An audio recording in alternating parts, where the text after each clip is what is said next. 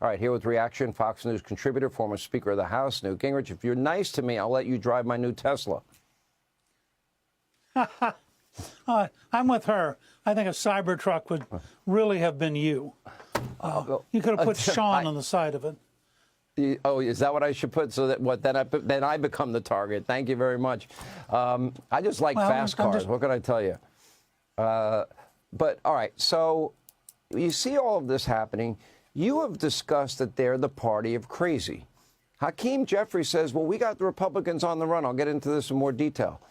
Are Republicans on the run? Did we see them on the run last Tuesday night? What did you see Tuesday night?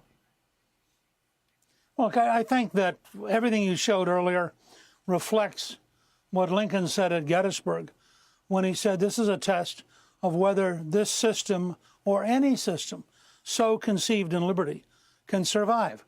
You have a hardline group who believe that they have the right to be violent, that they have the right to deny the American people the choice of their leadership, that they have the right to break the law.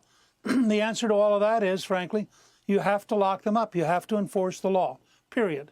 And at some point, people begin to realize that you can't wage war against the entire American people.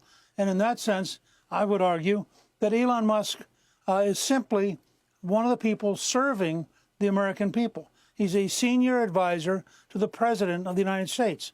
And I think that in that sense, all of this is totally unacceptable, as is harassing a Supreme Court justice or harassing the vice president and his 3-year-old. What I saw the other night, as you know, Callista and I were there when the president spoke to the Congress. We were actually sitting directly above the House Democrats, and I wrote at Gingrich 360 a newsletter describing them, saying that the House Democrats were sort of zombie Democrats. They couldn't applaud anything. They couldn't applaud the president. They couldn't applaud a 13-year-old cancer survivor. They couldn't applaud a young man who wanted to go to West Point. They couldn't applaud people who were there who had lost loved ones. It was pretty bizarre. And I think that, you know, Hakeem Jeffries may think, look, he has to say these things. He's their leader. What's he going to say? But the fact is, the Democrats currently have no solutions. They are so enraged that Trump is actually changing what overwhelmingly Americans believe is a corrupt system. And I'll just give you one piece of data. Our America's New Majority Project just had a poll come out yesterday. 82% of the American people believe the system is corrupt. Now, that's dangerous both for the survival of freedom, but also it tells you the Democrats who want to defend the bureaucracy and the corruption and the waste, they're going to have a big mountain to climb come 2026.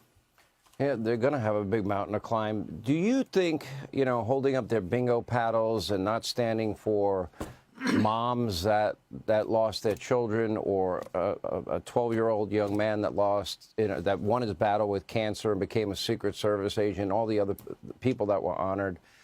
The American people see that. How do they react to that? Because that is soulless. You have to. I can't imagine if you have a heart, mind, conscience, and soul, you'd ever act that way. And not one of them stood. Nobody clapped. They just listened to their leadership. You were in the room. Look, I had the opposite experience. I was the Speaker of the House sitting behind Bill Clinton when he got up in '96 and said, the era of big government is over. Now, I had to stand up and applaud. I mean, how can you not applaud that if you're a conservative? You're right. You know, and so in all the years I went, whether it was Reagan, Carter, George H.W., Clinton, in all the time I went, I don't remember Republicans ever failing to stand for the president because we're standing for the office. We're not standing for the individual.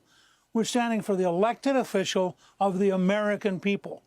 And I think to not do that begins to show an alienation that's very dangerous. Yeah, I went to one with Barack Obama, and yes, I stood, and yes, I clapped for the office, and I got a lot of people staring at me at that speech. I'm not sure why. It didn't look very friendly.